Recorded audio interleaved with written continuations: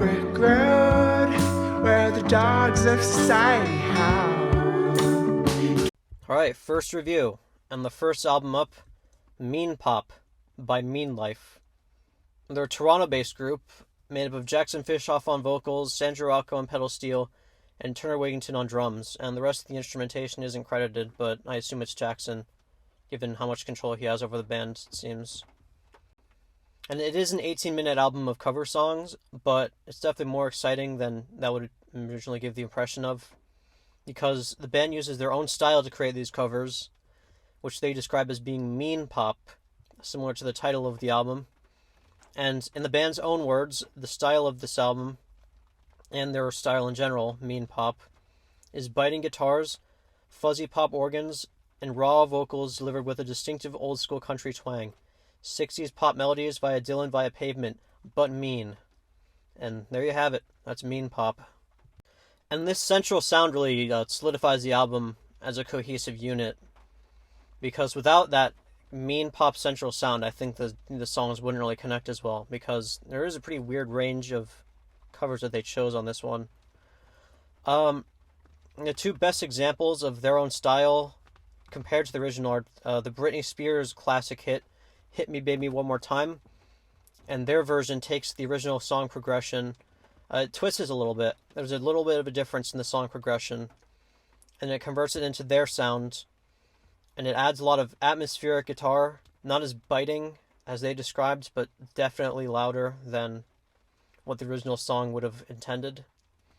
The bass line, I like the bass line a lot in this one. In most of the songs, actually. There's a lot of clear talent behind the bass line composition, and just the bass parts in general. And of course, the other most drastic cover being the Kanye West cover of Fuck My Life, or FML, as it's written. The song originally is very sparse and mainly an atmospheric piece. I think on the album, I haven't really revisited the album in a long time, but I remember it being distinctly unfast, or slow, I guess. And their version turns it into a lot faster paced groove. It still kind of fits the mood of the song, but in a different way. A very different way. The original, of course, is tackling kind of a somber pace, but this version seems more manic in a sense.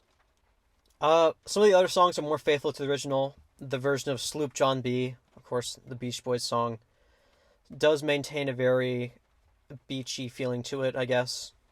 A lot of the same elements of the original song are in there, but still definitely in the very unique style that they're going for here. And Goodbye Yellow Brick Road, maybe the best song on here. Still has a very Elton John-esque feel to it. Of course, he wrote the song. It does have that unique sound, but still maintains the original feeling that I think Elton John wanted to impart on the song when he wrote it. Now, would I recommend this album? Yes. It's worth checking out if you're a fan of the guitar style that's employed here. It's a very surf sound. Not exactly Meat Puppets, but kind of close, I think. Blues Traveler comes to mind as well, as the vocalist reminds me somewhat of John Popper. I think fans of Blues Traveler will have no trouble fitting in here in these songs. And that'll just about do it for this time. Thanks for tuning in.